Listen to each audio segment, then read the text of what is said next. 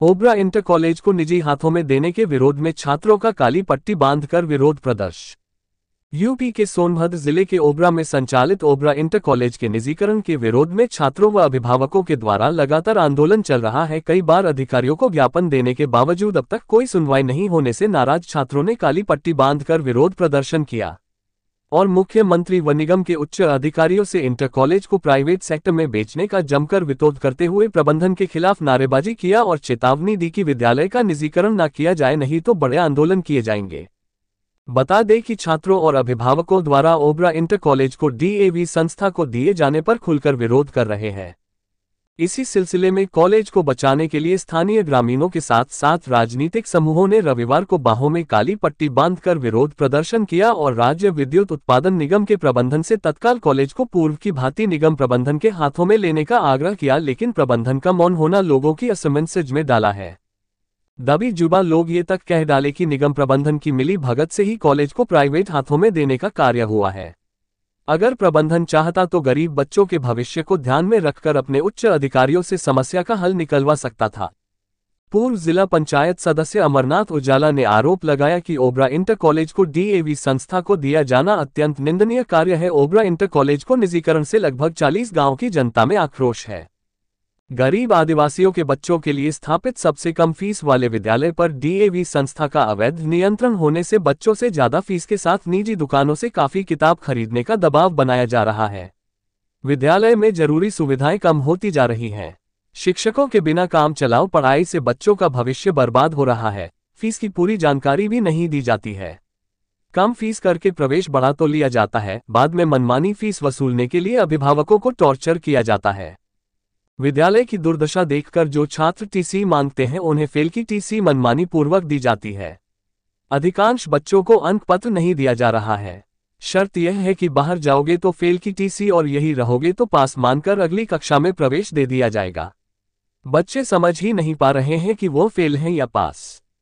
समस्या को लेकर कई बार ज्ञापन दिया जा चुका है, लेकिन संबंधित लोगों के कानों पर जू नहीं रेंगा।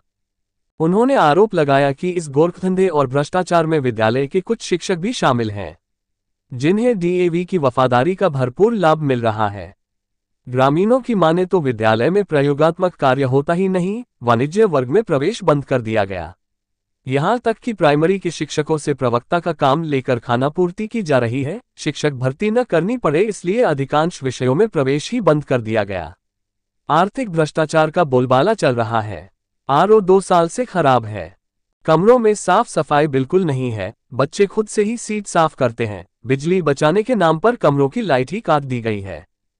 प्रदर्शन के दौरान कृष्ण कुमार गिरी ने कहा, अगर लोकल स्तर से बात नहीं बनी तो सीएम योगी के पास हम लोग जाएंगे। बताते चले कि 1 अप्रैल 2023 से ही इस विद्यालय को बचाने के लिए विद्यार्थियों, अभिभावकों के साथ साथ राजनीतिक दलों और जनप्रतिनिधि प्रयासरत है, लेकिन स्थानीय निगम प्रबंधन इस समस्या पर मौन है।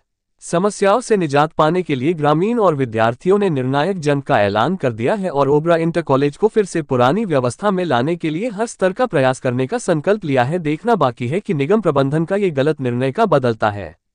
खबर जगत के लिए सोनभद्र से मनोज सिंह राणा की रिपोर्ट। क्या मांग है आपकी? मांग तुम्हारी यह है कि मूल रूप से जनपद सोनभद्र आदिवासी वनवासी के पहचान से जाना जाता है।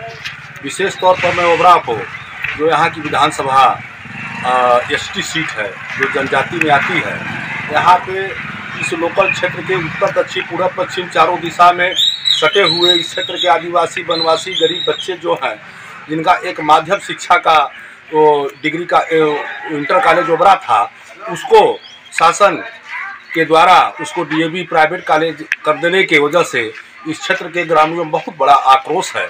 इस आक्रोश को देखते हुए हम लोग एक राजनीतिक दल के साथ साथ स्वर समाज के लोगों ने ये विचार बनाया है कि इस मांग को हम लोग शासन प्रशासन से लेकर जरूरत पड़ेगी तो लखनऊ राजधानी माननीय मुख्यमंत्री के पास भी जाना होगा। तो इस क्षेत्र के आदिवासी वनवासी लोग जाने का काम करेंगे सर।